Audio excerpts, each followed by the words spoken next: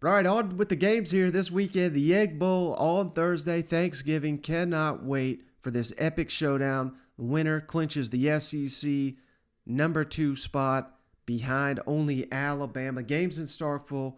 It's supposed to be a little bit cold for this one. And just given the recent history, this thing could get ugly, could get nasty. There's always something that you don't anticipate in the rivalry. I know last year it was a little ho hum because they had it all out of order due to the COVID season. Wasn't the tail end of the season? Wasn't the fans? Wasn't the passion there? We're gonna get those cowbells clanging. It's gonna be intense, and the coaches are saying all the right things. Lane Kiffin's been pumping up Mike Leach for weeks. You got to think there's some gamesmanship there. Just let he doesn't want any ammo from Mississippi State when they come down to Starkville to play this game, but it got me thinking going back and watching this Vanderbilt game and just how poorly Ole Miss played in this one.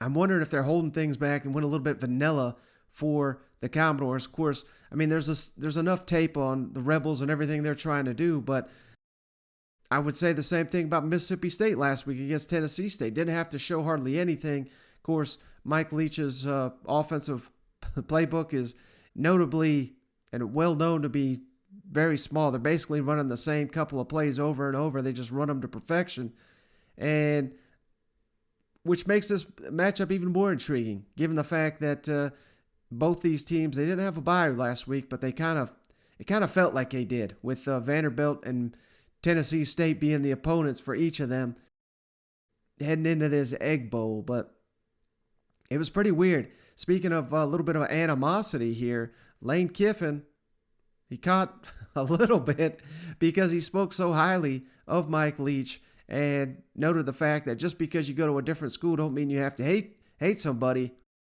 Hey, as popular as Lane Kiffin is in that state, particularly obviously in Oxford, these comments can't get on board with them because hey, that's what makes the SEC and all these rivalries great. We hate one another, especially when we have to play them. So let's kick it over to Lane Kiffin, who tries to downplay the toxicity in this rivalry and talks up Mike Leach and the Mississippi State Bulldogs yet again. You've talked a lot about Leach's passing offense. Just for it to have been as successful it has for 20, 30 years now, what is it that enables him to keep thriving without having to adjust, it seems? It really is amazing. Kind of goes against what you would think. I think there was a thought out there amongst a lot of people, including coaches, that the SEC had kind of figured it out last year and they had slowed down,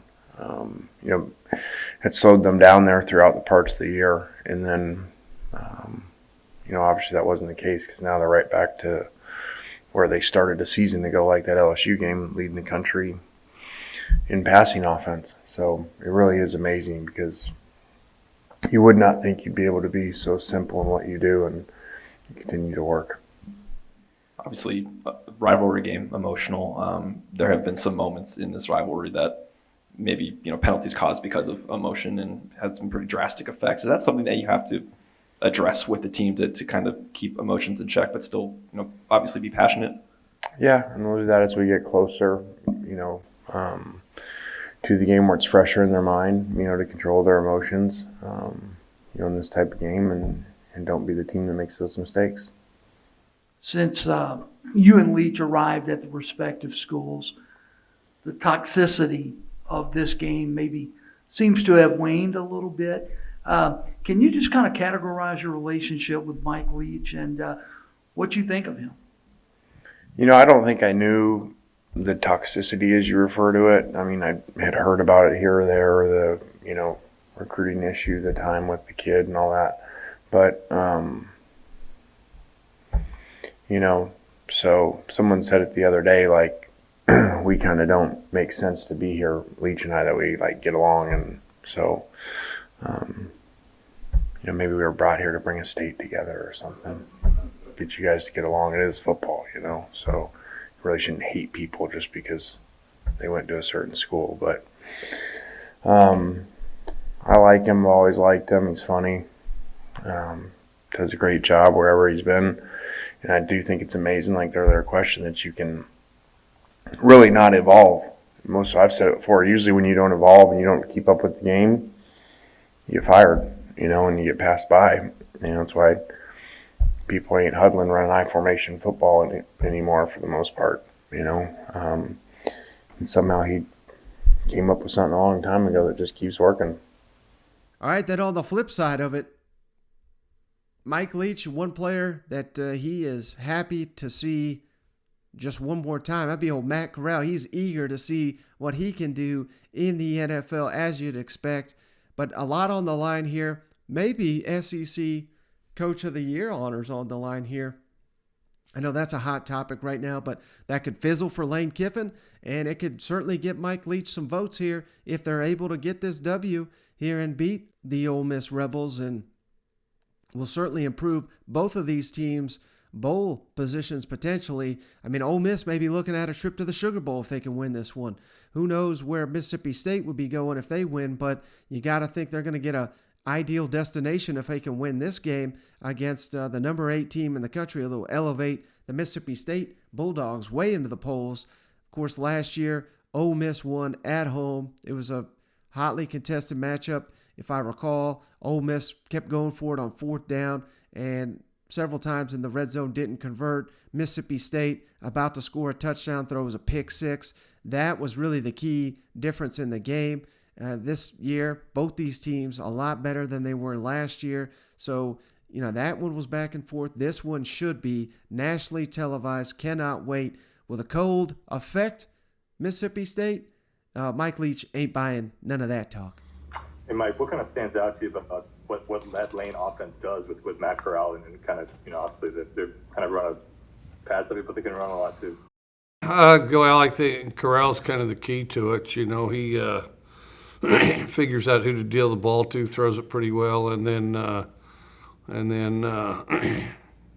hands it off and runs it himself. So it'll be exciting to see, what he does there in the NFL. Hey, Mike, you went through the Egg Bowl already once last year.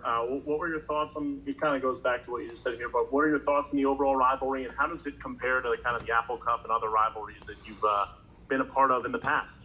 I'd say it's similar. It's probably a little closer to what it was Texas Tech versus A&M, but it's just good to be in stands where you're not looking at paper cutouts, and so it's a lot better year and a lot more exciting that way.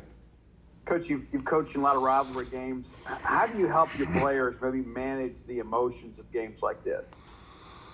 Well, really, they should handle it the same, as you get, kind of a really good team-driven locker room. You should, everybody should be on the same page, avoid the noise, and just worry about being the best player and best team that we can be, Coach, it's conventional wisdom that weather impacts passing games. Is that really true anymore between the air raid and the RPO? I don't mess with the RPO so much. I haven't found that it did, whether you're playing like the likes of Utah, Colorado, or somebody like that, as long as you have footing, if you have good footing. Cold weather doesn't. I mean, heck, they came up with a lot of the concepts,